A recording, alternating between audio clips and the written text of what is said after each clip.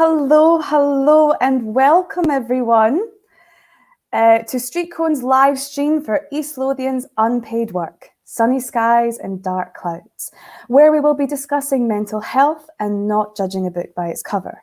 Thank you so much for joining us. I'm sure you're excited to find out what we have in store today. But before we make a start, I invite you on whatever platform you're currently watching this from to give this video a like and use the comment section to ask us any questions you may have. And if you have a moment, please don't hesitate to give us a follow or subscribe to our YouTube channel. You can find all our links and more at www.streetcones.org. So, I suppose I should introduce myself now, shouldn't I? My name is Rhona, and I'm one of StreetCones' many facilitators. Along with my fellow facilitator, Anna, together we hosted two 2-hour Road to Change workshops a week for 12 weeks with a group of participants referred to us by East Lothian unpaid work. I think I can speak for Anna and myself when I say it was our absolute pleasure. We enjoyed it immensely. StreetCones, if you didn't know, is a charity that combines the arts with lived experience to try effect positive change for the people we work with, to give our marginalised a voice whilst developing communication skills, creativity, confidence and self-esteem. This group started week 1 with a blank page. Supported by Anna and myself, they started to build fictional characters whilst exploring various themes that grew organically from games and discussions. These included family, education systems, and how mental health, more specifically depression, affects people throughout their lives. How people are never what they appear and society's tendency to judge a book by its cover. Our workshops operate under strict safeguarding guidelines that we often refer to as the privileged environment or protection of fiction. This basically means that participants log in using only their first names, and we ask that no personal details are shared. So, for example, while they are creating authentic characters, they don't reveal the difference between what is their imagination and what is their real life circumstances. This allows participants to explore their issues in a safe environment, free from judgment. After 12 weeks of hard work, the group performed the completed script in front of an invited audience, and in a moment, you'll be shown a short film from that day. After the film, I will introduce you to our panelists and we'll have a wee chat with them about the workshops and the themes explored. Just to remind you to submit any questions you have for myself or the panelists in the comments. So, without further ado, let me introduce a short film showcasing sunny skies and dark clouds, the long road to wellness, and the Q&A that followed.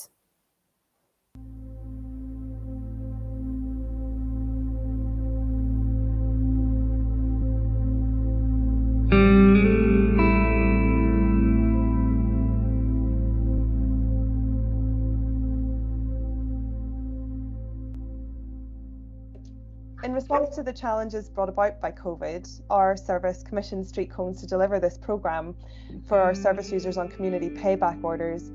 And I suppose what you've seen today is the culmination of 3 months worth of work. I mean, it's been a big commitment by our service users and by our staff.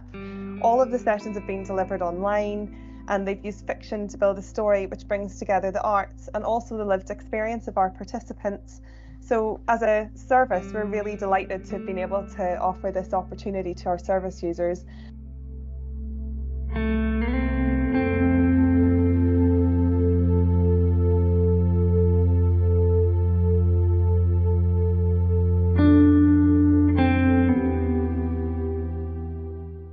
Follow Rebecca and Taylor through childhood and adolescence, from 3 to 40 years old. Watch them as they navigate their way through pet goats, bad report cards, haunted Buddha statues, family illness, mean teachers, their success, their failures, and their mental health. From the creative minds of East Lothian's unpaid work, join us as we present Sunny Skies and Dark Clouds, the long road to wellness.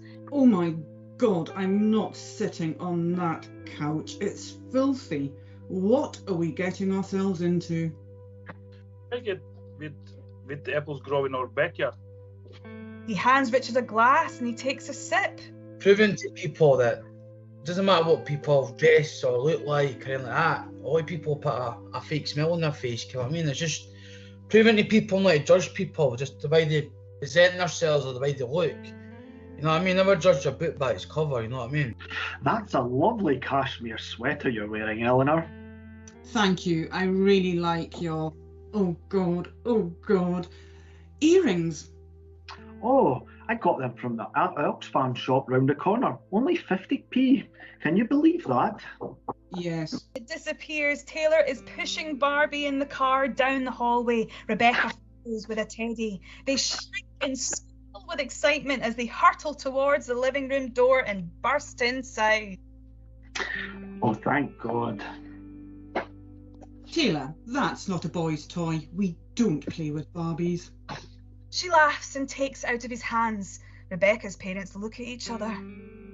What a shame. What's the harm? Taylor can play with whatever toy he wants. Good girl. Well, clearly they haven't taught her how to speak to adults with respect. Oh.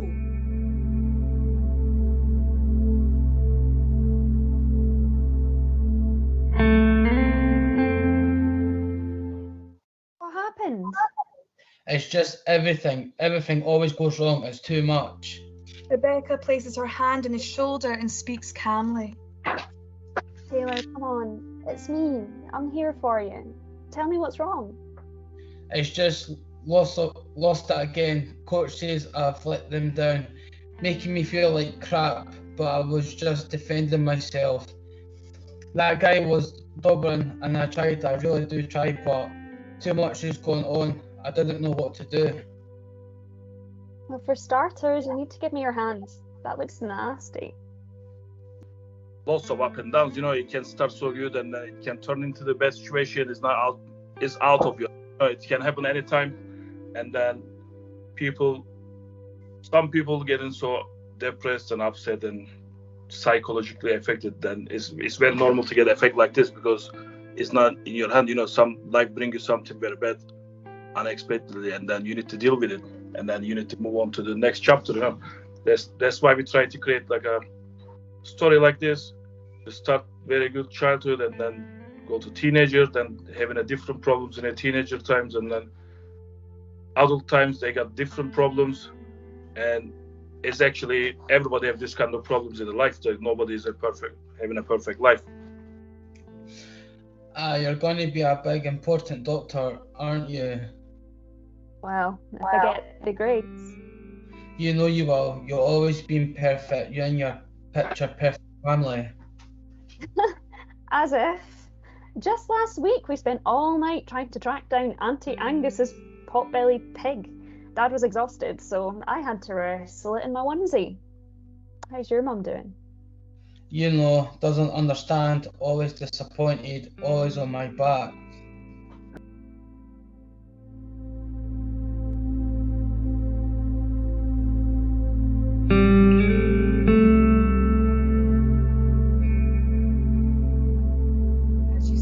It is a condition that affects so many people, and sometimes that representation just matters to people, that we've written something and performed something and people go, oh, I'm not alone, someone else feels this way, someone else has done stuff like this, someone else has felt worthless, I see myself in these characters, and that can kind of make people feel less alone.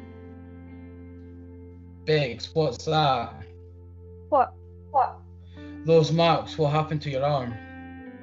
It's nothing. It's just stuff's been stressful with Dad and everything, so sometimes I need a release, that's all. Taylor guides Rebecca to the side of the ice rink to give her his full attention. I don't understand all your medical training. You know this is not good, right? Are you getting any help for this? No, look, nobody needs to know. I didn't mean to show you, I'm sorry. Don't worry, I'll be fine. Let's get some more mulled wine. She takes off her skates and walks over to the mulled wine stand. Taylor hands back in shock for a moment. He pulls out his phone.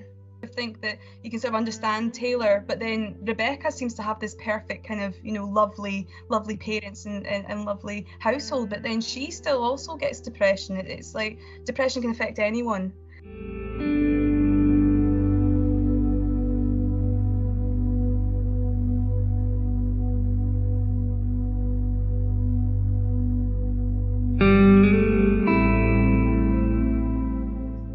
good for the individual person in here, because we just speak about lots of things about like this. She's got a problem. The father is dying, and like this kind of situation, and everybody have small things in the story. Some people get like anxiety problems, some people get depression, and it's like everybody has some part of these problems in the script. Her voice cracks. Everything is just spilling out all at once. Taylor reaches out and holds her hand. And then failing out of uni and having to come back here while everyone else is out there in the world achieving their dream careers and falling in love. Even Stacey Gorman somehow managed to get a marketing job and she's engaged, and I'm just being left behind. I thought you left uni to take care of Jack. Can't you go back once, No, I failed. I couldn't hack it. I'm not cut out to be a doctor, they said, so I'm right back at square one. Have you been having suicidal thoughts, Rebecca? Don't tell them. You're just being selfish. Everyone dies at some point. I think we need to get you an appointment with your GP.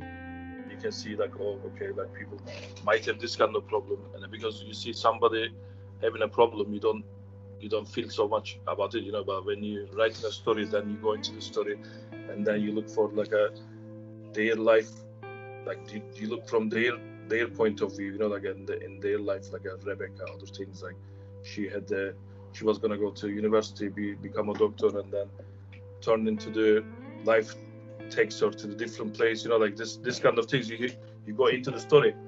Normally, if somebody like a Rebecca in your work, you will never know. Say she's like look at this, like she's in a depression, but you don't know what's going on. This kind of things.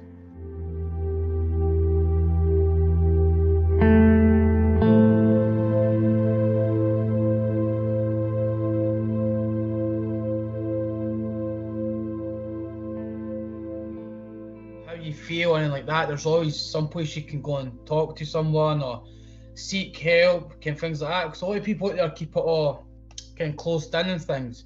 But if it was like awareness for folk to come forward and say, right, I feel a bit depressed, I feel a bit like this, I feel a bit like that. There's always websites, numbers, GPs. There's always somebody there to speak to you, help you through your dark times.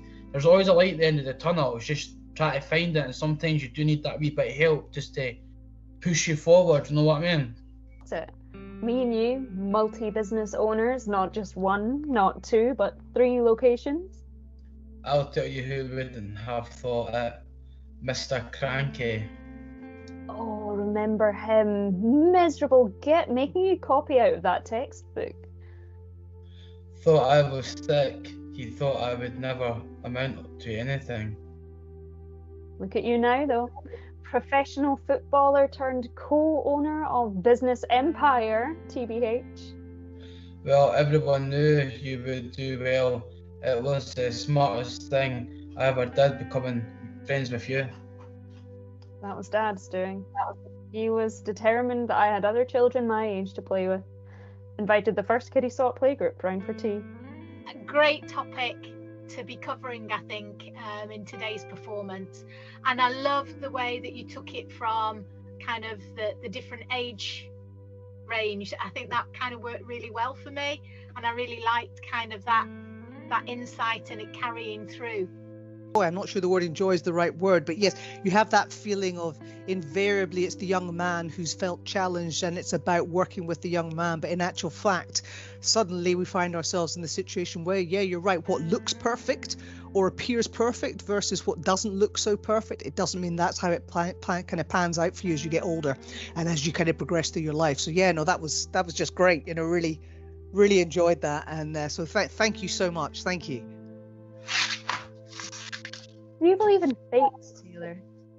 What do you mean? Like if our lives have already been decided, written down somewhere, so everything works out okay in the end, or is it just random? I think it's all coincidence, as you're just very lucky if you have a lot of happy ones. I don't think anyone would choose to have my dad leave me so young, like it was some kind of lesson. But now I've met Georgina and we have a little TJ, so like kind of some people might think, oh, I'm in this hole and I can't get out it. But there's always somebody at the other side to put the hand down to help them out the hole. You know what I mean? The world might feel like it's against you, but at least you've got somebody to put a hand in the hole and pull you out the shit, eh?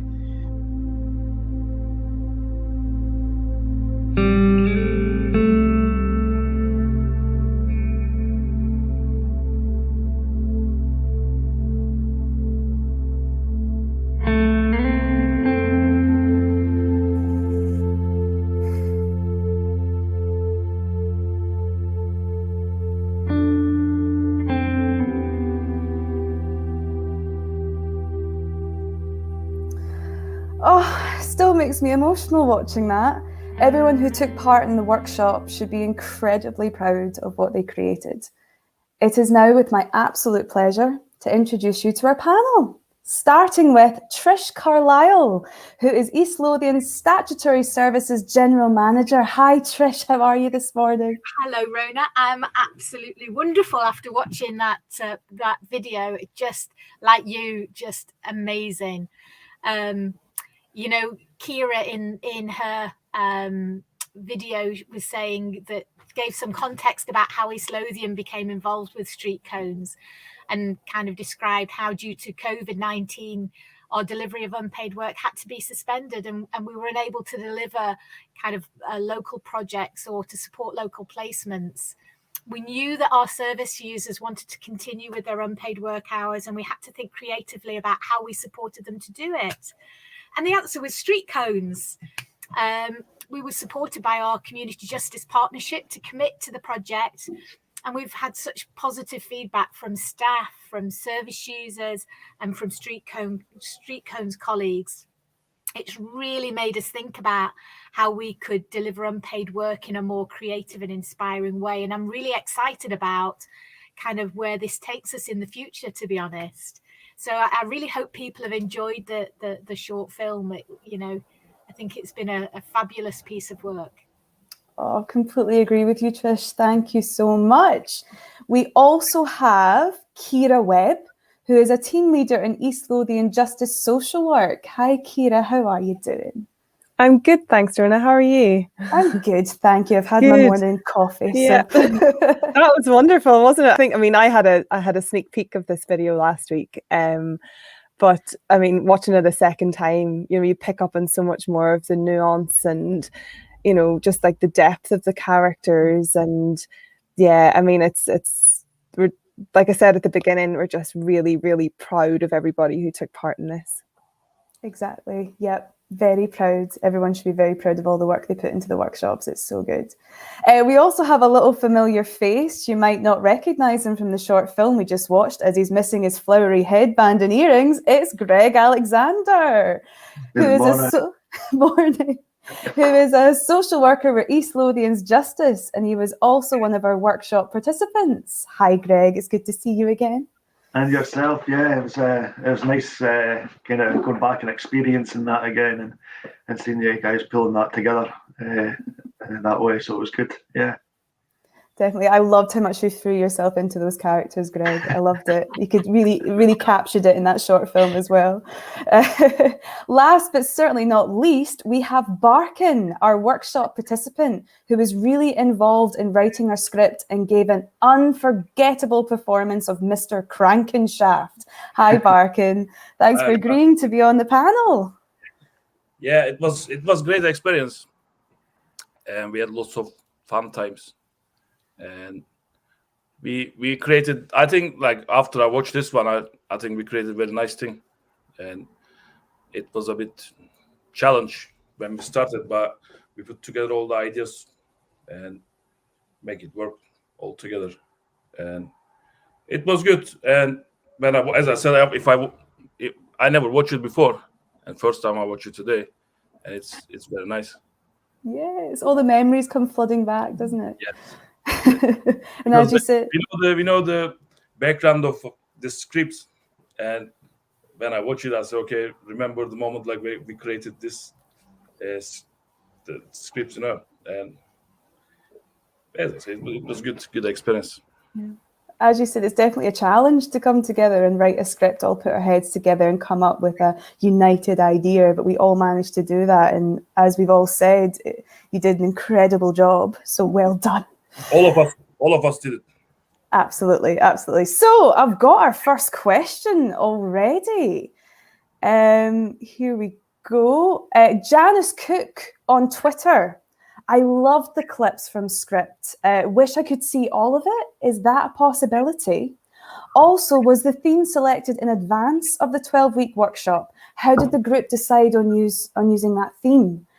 Excellent question, Janice. So that's kind of a two-parter. The first part, will we be able to see all of the script? That's something that we can definitely discuss and maybe look at doing in the future. Perhaps maybe Ciara and Trish and I can have a discussion, and maybe we can look into that in the future. But the second part of the question, really interesting. Was the theme selected in advance of the 12-week workshop? I can tell you category was not. Absolutely. As I said, we start off these workshops with a complete blank page. We have no idea the themes that we're going to go into and we're going to explore. That's all decided by the participants, and it sort of comes out organically from games and sort of discussions that we've had towards the start. How did the group decide to use that theme? I'm going to pass this over to Barkin there as our workshop participant. Do you remember, Barkin, why we sort of gravitated towards that theme of mental health? I think we were talking too much ideas, and then everybody, I can't remember like whose idea was it at the beginning, but I think everybody discussing and somebody make an idea, and then other person put another idea on it, another person put another idea on it, and it just become a story like this. I couldn't say like somebody say, "Oh, this is the idea, we're gonna work on it." It wasn't like this. It just came out naturally, and it's like a teamwork. Just everything came out from the team. Absolutely, and I remember as well, you guys were very ambitious. When we were talking about ideas for the script, suddenly it was, we want to see them all throughout their lives as well. We want to do when they're 3, when they're 10, when they're 16, when they're 25, when they're 40. We want to see everything. And I remember being really amazed by the ambition and sort of drive that this sort of group had. Greig, would you agree with Barkin's comments that it was just everyone together and it just sort of came about naturally? Do you remember why we sort of stumbled into that? Yeah, I think because I'd never done anything like this before, so it was really interesting for myself to kind of see how scripts are developed. And I think it was just kind of doing the kind of off the cuff kind of role playing and conversations and seeing where that went. And I think, I don't know, I might be wrong here, but I think from my point of view that like mental health over the last 18 months with kind of lockdown and the impact and the reduction of pretty much the services have stopped, support services have stopped in a lot of areas, and I just think it's become a lot more prominent, and more people have been struggling with it as well who maybe previously hadn't been. So yeah, I think it kind of came into the script in a number of ways really, and then it just became a stronger kind of discussion, theme. Perfect. Ciara, Webb, you have some comments to make about the theme that we chose. Yeah, it was really interesting because after the original performance, and then I'd watched the performance back again afterwards, and what really jumped out at me was the importance of not judging people, and that's where the idea of books and covers came from. And I think working in justice social work, people are judged all of the time, and one of the approaches that we take in justice social work is to not judge people when they come through the door. It's about sort of helping and supporting, and obviously there's the kind of the risk management, there's the public protection, but actually we really want people to come to us and to understand that we're not judging the book by its cover, and I think that's where that theme came from. It just really, and actually I hadn't realized that Billy had actually used those words in the performance. I didn't realize that until last week. So it was definitely, there was something, very organic about that. Yeah, Billy said that really beautiful statement, don't judge a book by its cover, and I completely agree with you about coming to the situation with understanding and empathy and allowing people to feel not judged and open enough to explore, because everyone makes mistakes for a number of reasons, and it's good to get an understanding for that rather than just assuming everyone's the same. I have another question here. They're all come firing in all of a sudden. So Elizabeth Wright on YouTube has asked, now restrictions are lifted, will these online workshops be replaced by the usual type of manual work we associate with community service? I'm going to send that question over to Trish. Okay, well, yes, we're looking at some of our resuming our current services.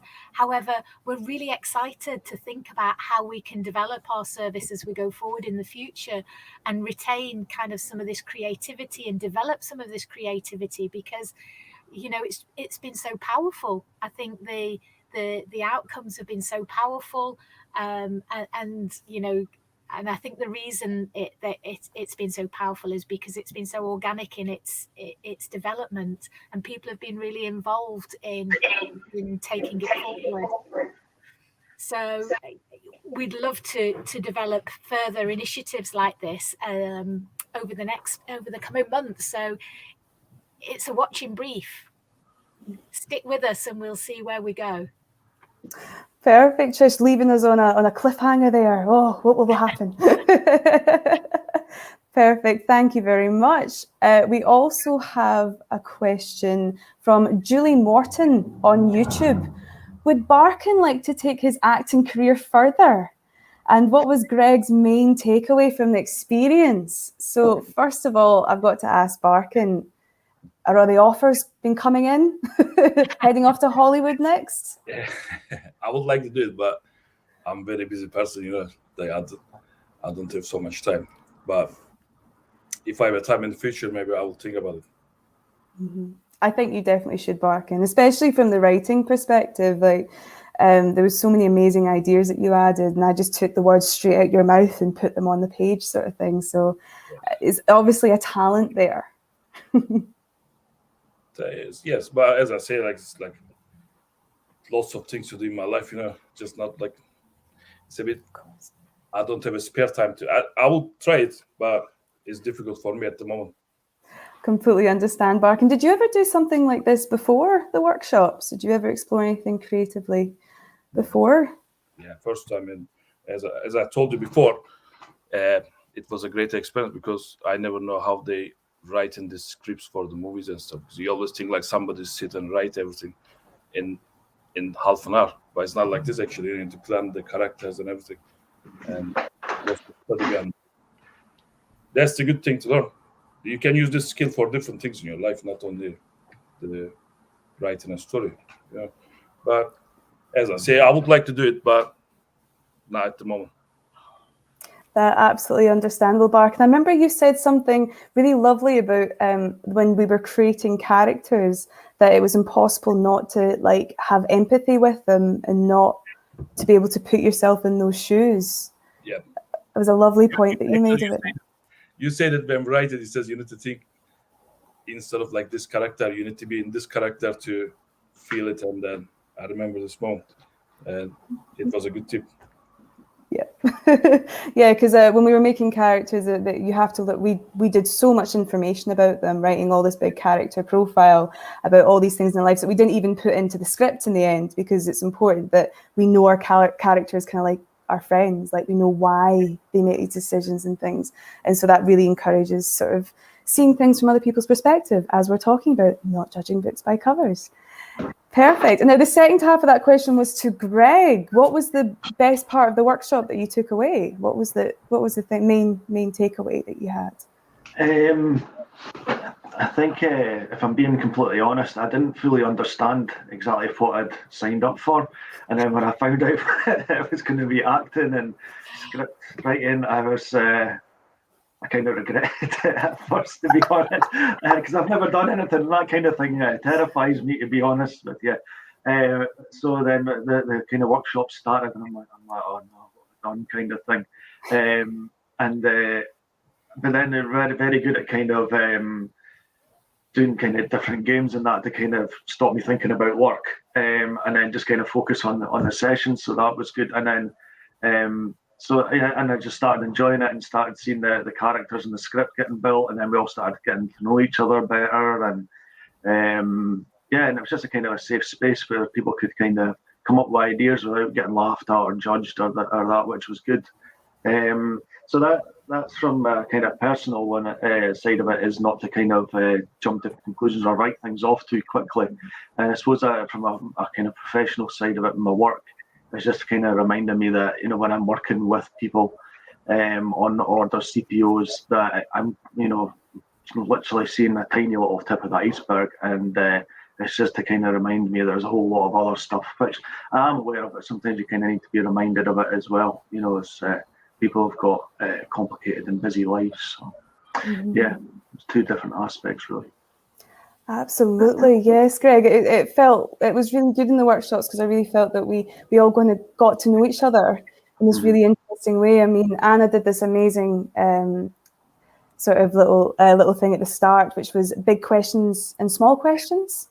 And the big questions were like, do you believe in fate? Which was taken and put in our scripts and things like that. So we talked about philosophy, we talked about Gestalt's theory of perception and finding out everyone's opinions and everyone's sense of humour as well. And as Greig said, it made this lovely little safe space where we were free to discuss and talk how we feel and be ourselves, our complicated, two-dimensional, three-dimensional selves, and everything that's, you know, to do with us. And I definitely felt there was like a nice little connection and also, Greig, there's no way I could tell that you were nervous when we started. As we see at the end, you were loving it.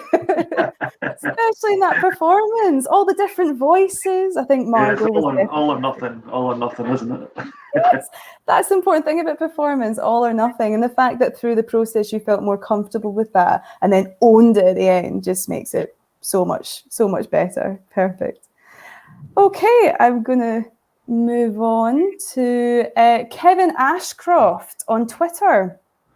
In what way does this type of work reduce chances of reoffending? Is it more effective than the usual types of community service? That's a very interesting question, Kevin. Ciara or Trish, either of you like to jump in and answer this one? I think that's a really complicated question, and I think that it's a really difficult question to answer, because we've only just completed this project. And I think what it has certainly helped us identify is that there are people, you know, who are being given community sentences that are undertaking this work in the community, and actually what it's identifying is things that we can go on and support them with. And I guess without getting too complicated about it, we use risk assessment tools and we look at risk, but we also look at need, because we know that those are two things that potentially could contribute to people offending.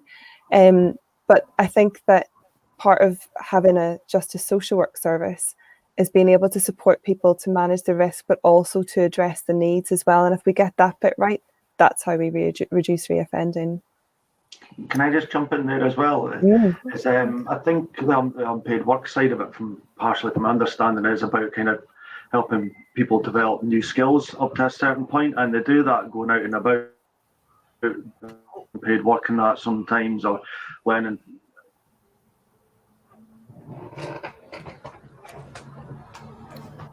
Oh, seems to be a bit of a Wi-Fi problem, Greig. Oh, you're back.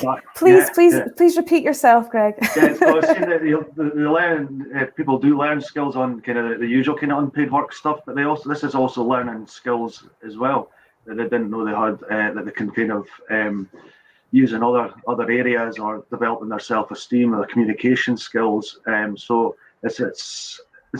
I would argue that it definitely does go towards reducing. Hopefully, it goes towards reducing offending anyway. It's all about building new skills, isn't it? Yeah, I would completely agree with you, Greig. Trish, come on in. I guess that's kind of the thing. My thinking in terms of, you know, giving people the opportunity to develop new skills, in terms of increasing their confidence and, you know, enabling to think about their behaviour and, you know, how that impacts on themselves and other people. You know, I think there's a real opportunity to do things differently as we go forward. Yeah, I think just to pick up from Greig there, just if you feel connected to your environment, you're more likely to respect it. And that's what we're really aiming to do in East Lothian, is to like help our service users feel connected to their communities. Absolutely, absolutely. I would also add in the fact of there is great benefit in also exploring your own stories. And we do it in a great way. So there's still like a smoke screen sort of in front of you where you don't have to reveal personal information, but you can essentially tell your story in our script, which can be a really positive, affirming thing about discussing the reasons why, what brought you to this path, and exploring them and reclaiming them as your own story and being able to tell that story and being able to have the confidence to tell that story to a room full of people and having people respond to it positively, and also have connections with it and say that's what I went through. I feel the same way as you. You've explained it. That creates an amazing feeling of reclaiming your story and acceptance of your story. It can be a very powerful, amazing thing. And as we've explained before, there's lots of skills that you learn from these workshops, and communicating and talking to a room full of people is a skill that you use all the time, you know, and job interviews and so on, and getting that confidence in yourself and feeling better about yourself can make you make more decisions that are beneficial and healthy for you. That happier you feel within yourself and the more confident, and instilling that sort of hope and community back into the lives, especially during lockdown, and having that sort of escapism twice a week where you can go into a safe space and have people that will have a laugh with you and encourage you. It can be a really, really beneficial thing. So anyone else have any more remarks on that question? Are we okay to move on? Perfect. I'm going to ask Margaret Court on YouTube. Amazing work by participants. What did Barkin learn by taking part in the process, and in what way does he think it will have an impact on his likelihood of reoffending? Another quite complicated and intense question there, Barkin. How do you feel about answering or giving a little bit of detail into that? I don't know. As I said, it was a project. We just did it, and about understanding other people's problems and feelings and emotions, and writing a story about this.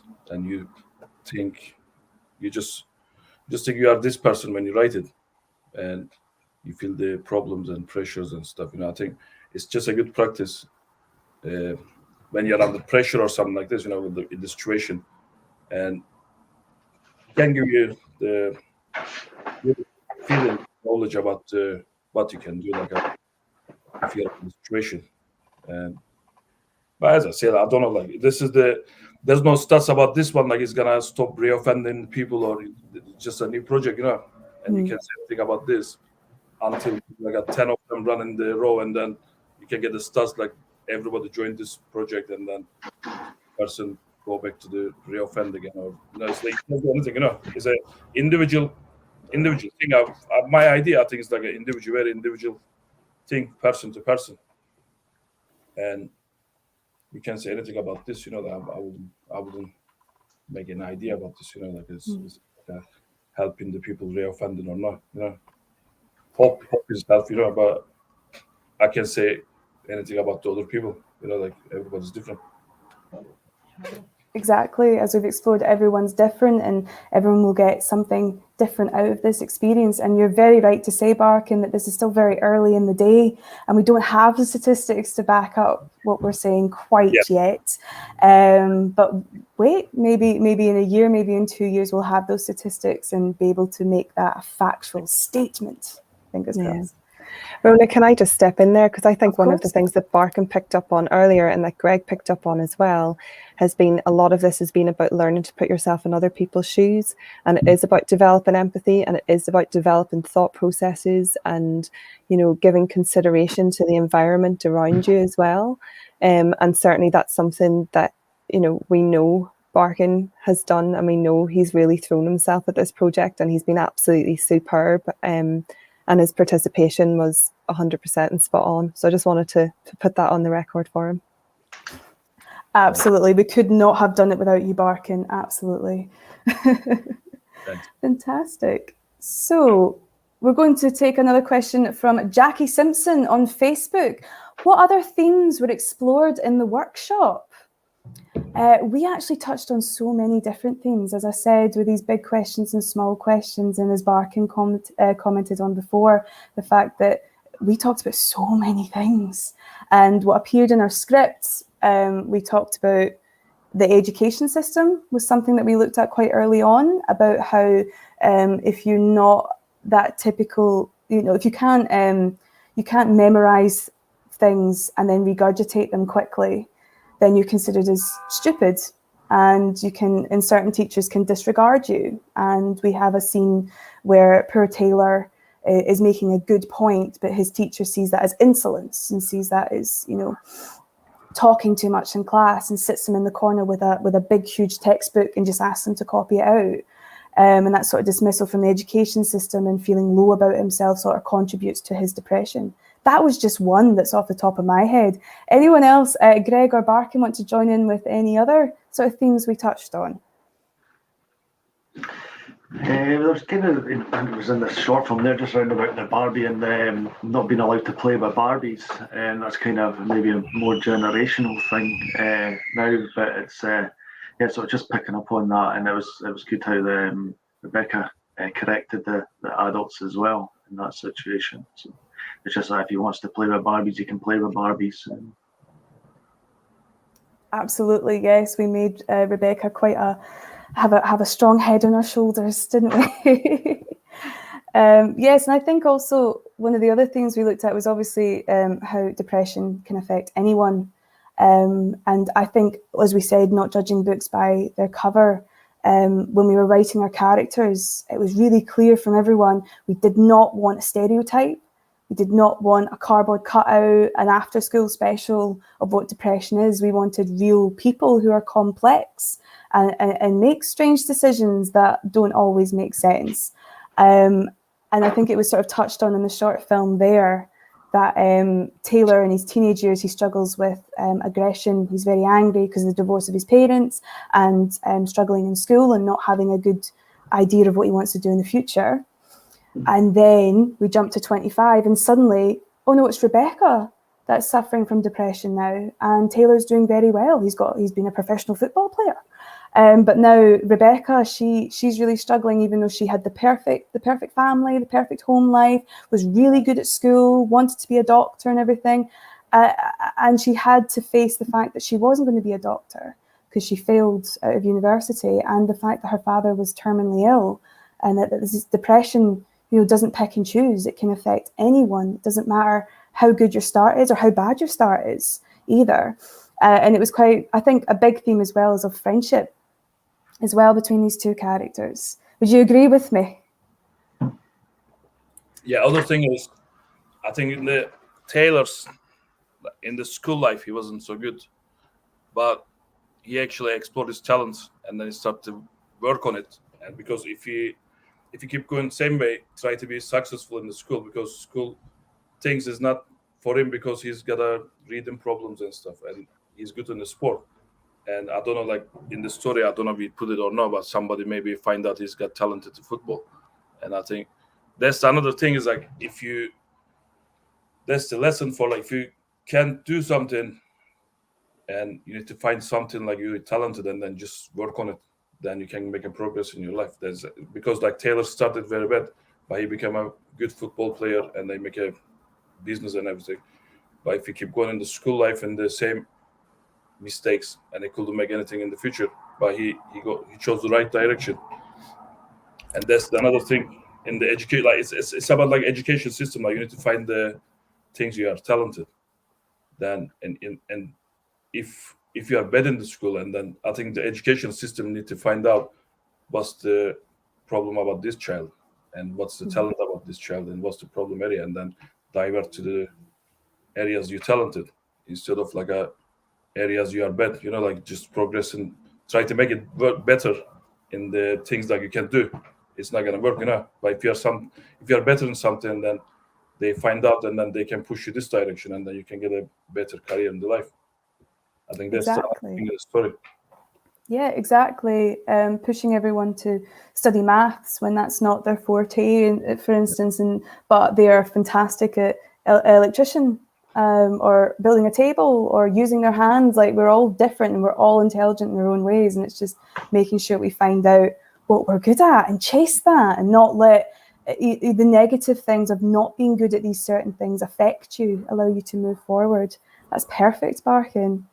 Any other themes that we want to sort of mention or touch on? There was something that came out for me about feeling like a failure and how you overcome that. And I think often the people that we meet feel like they failed at something, in this line of work, and actually to have, a story created which has people feeling like failures, but ultimately making a success of it because they've focused on relationships, they've focused on what they're really good at, and they've supported each other to do that. I mean, I just think there's the power of relationships there. Absolutely. That core friendship between Rebecca and Taylor that we follow all the way from when they're toddlers all the way up to when they're 40, it is a constant, and that they're there for each other and pick each other up when they feel low. And I think that's a really important theme, and was quite an interesting thing that we grappled with, is when we found out that Rebecca was struggling because her life wasn't what she expected it to be. We were sort of discussing the ways that we could find out about that, and we discussed physical harm, self-harming, and looked into that way. And when that was brought up, I loved it because the participants were like, no, that's real life. That's what happens. That's what depression does. We want that included in this script. And we want to sort of explore the reaction to that. And I was like, okay, the way that you need to deal with that, because we want to show a positive showing of how do you react when you realize your friend's self-harming. Like, what do you do? We should show how to do it. And I think it was you, Barkin, that was saying, I don't think Taylor would know to say that. I don't think Taylor would suddenly understand and be able to do that perfectly. So that's when we went to calling the professionals in. And I think that was a good theme and a good lesson to take away from this, that sometimes it is overwhelming, especially with self-mutilation. That's really serious. And it's important that you go and you ask for help. I think it was Billy that sort of said there's websites, there's numbers, there's always someone there that you can talk to, and just bringing awareness to that, I thought was a really special part in our script. And obviously at the end, they go through their troubles and life doesn't turn out the way they expect it to, but they're very happy. And it's turned out better than what they expected. And they open their own business, which is a health centre, and helping people becomes their main sort of goal in life. And that's what kept them together for so long. And that's what they want to continue doing. I loved this script. I could talk about it forever. But let's move on to the next question. We've got lots of questions coming in. We've got Natalie Hume on YouTube. What would Barkin say to any people serving community sentences who initially think this type of workshop isn't for them? That's a fantastic question. What's the question? Can you tell again, Rhona? Of course, Barkin, what would you say to someone who's just starting a workshop like this in StreetCones that is on a community service and doesn't know what to expect and maybe thinks, oh, acting, I don't want to pretend to be a tree for 2 hours. Like, what would you say to them? I was saying like this at the beginning, because I was thinking like what to do, and probably all of us was same at the beginning. But when you go into it, and then you see it, because there's lots of it's not only about like writing a story, because we're talking about the things and it open up your minds, like about the idea we're gonna do in the scripts. It's not only like writing a scripts, and it's not like what do you think, what we need to write. It's not like this. There's lots of fun things, and then warming up things, games.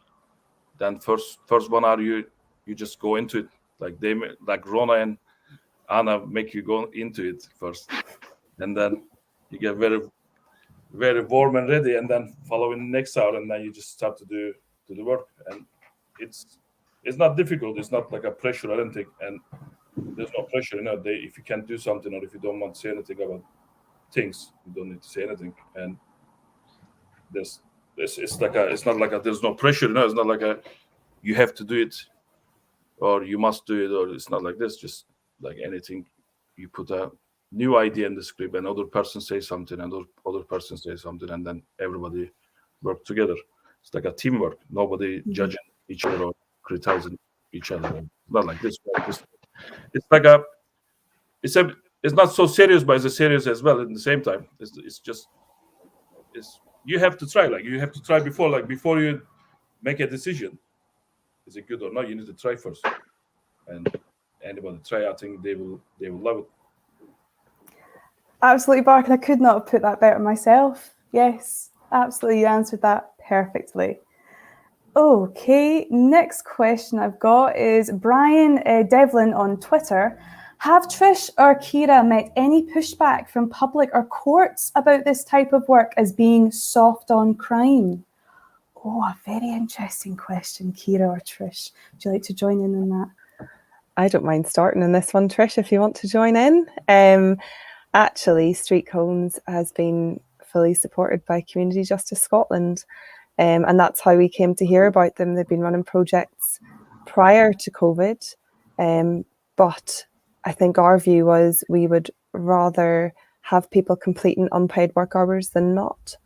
And we were in a situation where we couldn't have any unpaid work hours completed. And this was one of the ways that it was suggested to us that we might be able to do it. So I feel we were very well supported.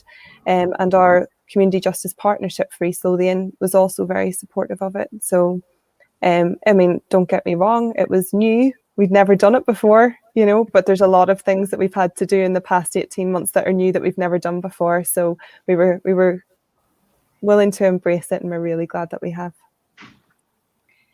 As Ciara was saying, our Community Justice Partnership have been really supportive in committing to the project and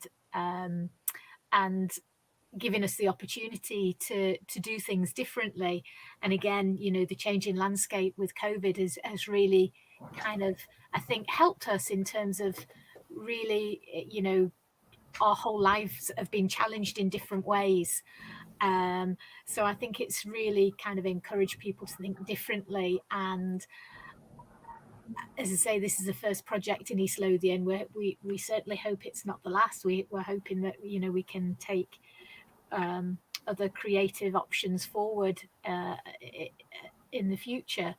So I think kind of I'm positive that it will be well received, and we'll build on the success of this piece of work.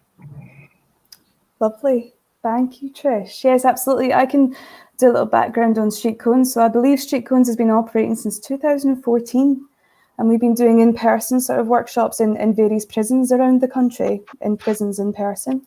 And just with the last year, obviously with the COVID restrictions, that opened up a lot of, let's move online. We can do this online. Let's see if that works. And I think it does, personally. Would anyone disagree with me? Because it's just so easy. Like you can come in any device, as long as you've got a Wi-Fi device, you can, log in, roll out of bed in the morning and log in and say, hi, I'm here. And then it's not as intense, it's not as worrying to walk into a room full of people all staring at you, all wondering why you're there. It's just on your laptop in your front room. And that I think that did help us immediately make people feel more comfortable and be able to create that safe space as well. But yes, I hope in the future we can work with East Lothian further. I would do this to the end of time, personally. Enjoyed it so much. Okay. If Rhona, it'd be really good in the future if we can, again, sort of, revisit some of these projects in, you know, in 6 months and 12 months time, and talk to people and say, and so what's happened for you, and what's it now meant, you know, kind of with time, what's it now meant for you? So kind of what's been the difference for you? Absolutely. Yeah, get more of those statistics we were talking about earlier. Get a lot more feedback.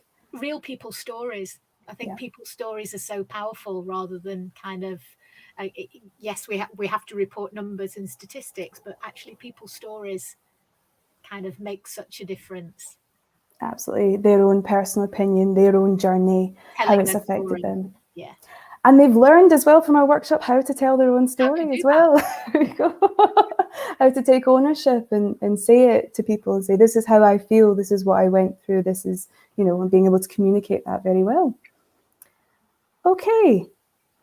Lucy on YouTube attended some sessions. Yes, I remember Lucy. Says she was very impressed at how StreetCones' privileged environment made it easier for people to open up safely about important things in their lives through their fictional character.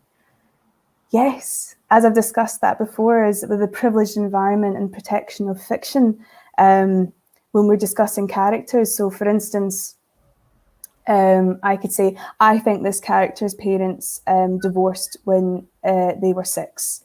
And I think that the father disappeared and never came back. And I think the way they reacted to that would be that they would feel let down, and they would feel upset, and their focus on their father would be a big part of their life going forward, and they would have to be the man of the house. And so see, I've talked about that, and that could have easily just been invented out of my mind about this character, when in actual fact it could have been my actual life that I'm discussing.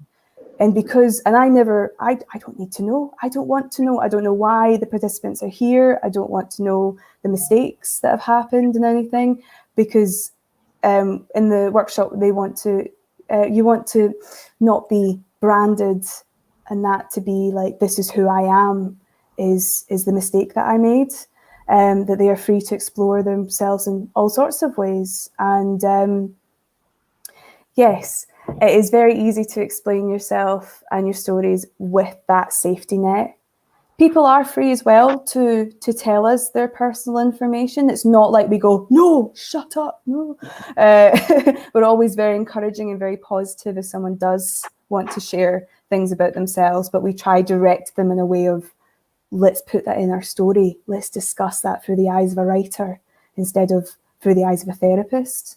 We can put that into the script and make something positive out of it and reclaiming your story. In this workshop, we never really had problems with revealing personal information, and they were very just ambitious about the script mostly, and wanted to focus on that and focus on our characters. And they became so real and so vivid that still to this day, I don't know how much is based on personal experience and how much is not. And that's the way we kind of like to keep it. Does anyone else want to add any sort of points about that, about the privileged environment? Was that beneficial to you, Barkin? Greg, did you experience anything that about that privileged environment that you thought was useful? And I think Lucy just kind of captures it. It was just good. And Barkin was saying it as well. You just, every week you were kind of joining in, and you weren't concerned about what you were going to say or who's going to find out stuff or anything like that. So you just felt comfortable kind of going in and throwing ideas and suggestions around. And if you got challenged on it or people didn't like it, then you just moved on, and that was it. So yeah, it was just, I suppose you came to expect it quite quickly, and you just got used to it. So I suppose that's a good thing in itself, really, isn't it? Absolutely. Managed to settle in and go forth with it. Perfect. We've also got a question from Kevin McVeigh on YouTube. StreetCones are amazing. I wish it was offered to me years ago when I was in trouble, before I wasted so much of my life in jail. Do East Lothian do anything preventative, or is it all after offences have been committed? Oh, very passionate message there from Kevin. Does anyone want to jump in and have any answers to that or any remarks? Okay, so we're working with our community justice partnership to develop our our strategy for supporting reducing reoffending in East Lothian and prevention of offending in East Lothian. And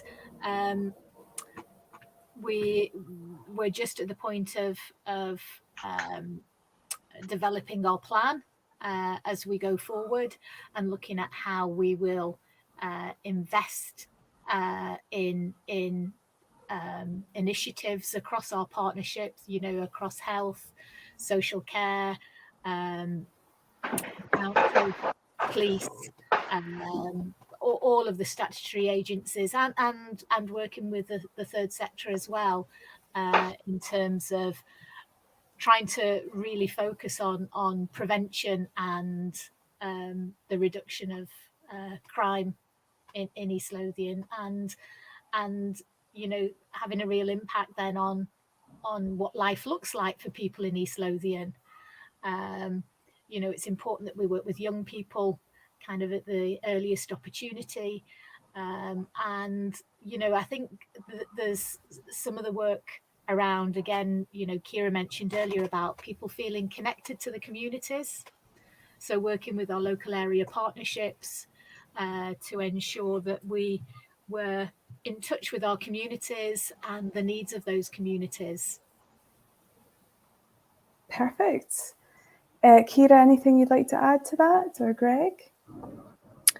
Yeah, I mean, I think in East Lothian as well, and Trish picked up on it there about sort of partnership working too. I mean, our community justice partnership is part funding a mentoring scheme, so that'll work with people who've been convicted, but also people who haven't. And we also have a women's service, so which is restarting in September actually. So that's like specifically engaging with women in the community, not necessarily again having been convicted, but having had some kind of contact with the justice system. And I think that one of the things we're really keen to do in East Lothian is to support people to not end up within our service, because if you've made it to our service, that means you've been to court, so that's where the work of the community justice partnership comes in, and really trying to have those early interventions. Absolutely, yes. Being involved in the communities is so important, very important work. I have a question from Julie Morton.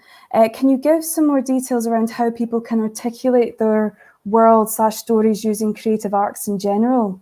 So how might StreetCones progress and develop for justice services as we move out of COVID? Oh, it's a very big question. So I'll take the first part of it. How does these workshops help people articulate the world and their stories? So being able to tell a story is a really important talent, I think. And the way that we manage to do that is our first hour is a lot of games and warm-up exercises, which flexes our ability to improvise, is a very good ability. So I've made these guys do all sorts of silly things, pretend to be cows, going to the who have lost their jobs and they're going to get more jobs at the job office. And what was the other one? Parrots mugging local tourists and things like that, like really ridiculous, silly scenarios, and just saying, like, right guys, what happens? And just having them talk it out and imagine it. And it gets very funny and it gets very comedic. And that's sort of our way in a little bit. But it's making it all fun. It's also using music. Quite a few times we use music to inspire us to write sort of stories, and all sorts of games and things. We do one-sentence stories about the teamwork aspect of everyone adding to the story and creating. So it's all eased in lightly. And as Barkin put it, there's no pressure on anyone. And it's all about having fun. And by creating that same safe space, people then feel more comfortable enough to communicate things about themselves. And as I said, Anna, before, big questions, small questions, creating that discussion. What you can use those skills with going forward is job interviews is a big one. Being able to walk into a job and say, look, this is me, and being able to communicate effectively and confidently and look people in the eye and feel comfortable and feel good about yourself. And also we looked at a lot of different ways that people tell stories. So we looked at certain short stories and short films and effective ways short films, where the way short films are effective and ways sometimes they're not effective, and how to explore these certain things. We used ink block tests as well, showing up ink block tests and saying, what do you see? And just getting people to talk and communicate is a huge benefit. And also, as Barkin keeps mentioning, it's a great teamwork exercise where we all come together and all respect and understand each other's opinions. Is a really good beneficial experience as well. So how might StreetCones progress and develop for justice service as we move out of COVID?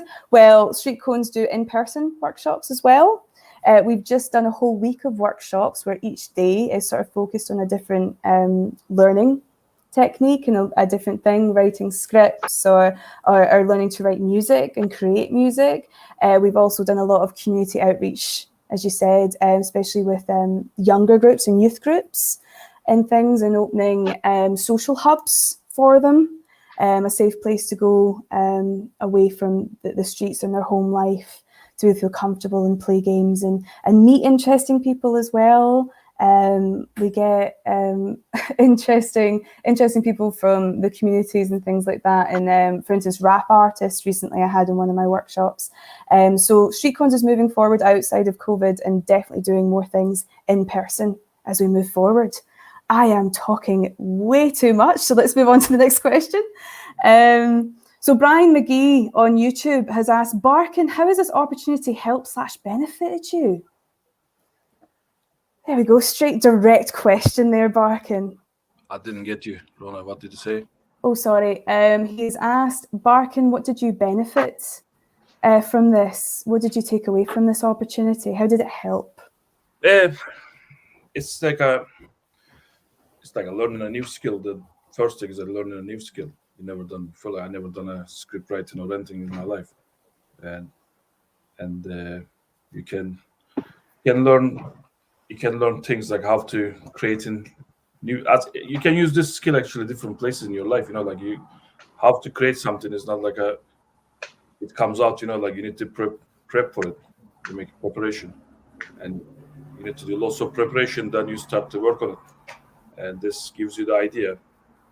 And if you can use this skill for different things in your life, not only like a script writing, but you need to get like some logic to preparation before you start something, and then work on your subject. And then after this, then you can create your story. And sorry to say. Absolutely. No problem, Barkin. As I say, I think it helped me for the developing a story, because like you need to think about different people's life, because normally you never think like I'm thinking about my job, like what I'm gonna do, what I'm gonna eat tonight, what we're gonna do this weekend. You're thinking like this, don't think about like a people in depression or this guy has a problem or anything. But you learn this skill, like thinking about somebody else, like this kind of things, and writing the story about it. And I think it's helpful tool for the people generally.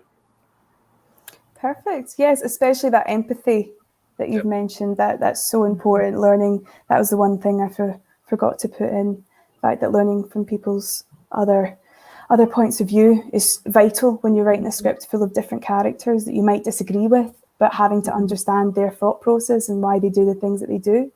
Perfect. So, Rhona, can I just pick up on something Barkin said there as well? Sorry. Go on. I think what I heard Barkin saying was that he's learning to prepare for things, and it's more about thinking before you act. And that's something that we do quite a lot of work with people, is helping them think about before they act and to think through the consequences of their actions. So if there's something there for me, just in what Barkin said about, thinking and preparing for something, and actually kind of before you go through the process, and that's a really excellent skill to have developed. Fantastic, Ciara. Absolutely. Absolutely. So I'm noticing that we are running out of time, unfortunately. I'm sure we could talk about this all day. But I'd like to conclude, obviously, by thanking our panelists immensely. Thank you for your fascinating input. Does anyone have any closing remarks that they would like to make? Last chance. No, just thank you for the workshop. It was really good meeting yourselves and Barkin and Billy, Anna. It was good getting to know you over the 12 weeks. Absolutely. And again, on Beth behalf, as well, sorry. on behalf of the Council, the Health and Social Care Partnership and the Community Justice Partnership, you know, kind of thank you to everybody that's participated in this. And I think we've learned such a lot from it. And I think it will really it's really inspired us and will influence us as we go forward. So thank you very much, everybody. Absolutely. Thank you so much, everybody. And yes, everyone that worked on that script should be incredibly proud. I'm very proud of it, that my name's sort of on it somewhere, and that I was a part of that, because I think it's an incredible script. And hopefully in the future, maybe we can share the whole performance of it. And yes, any other closing remarks anyone wants to make? I can say something like, if somebody having a doubt about it, like, can I join it or do I need to join it? I think you should try it. You try it, and it's a good thing.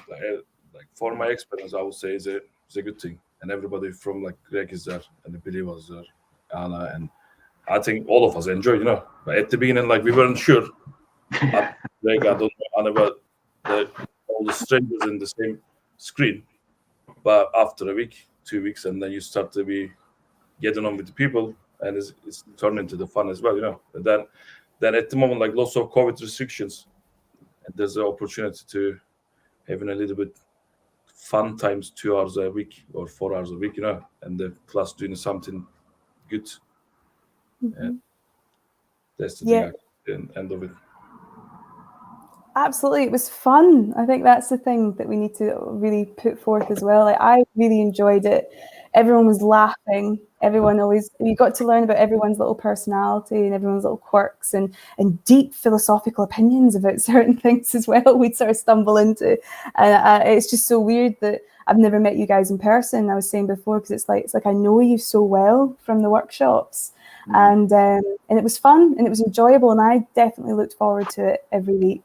And seeing you guys again and having this enjoyable time together. And I'm glad to hear that you were looking forward to it as well.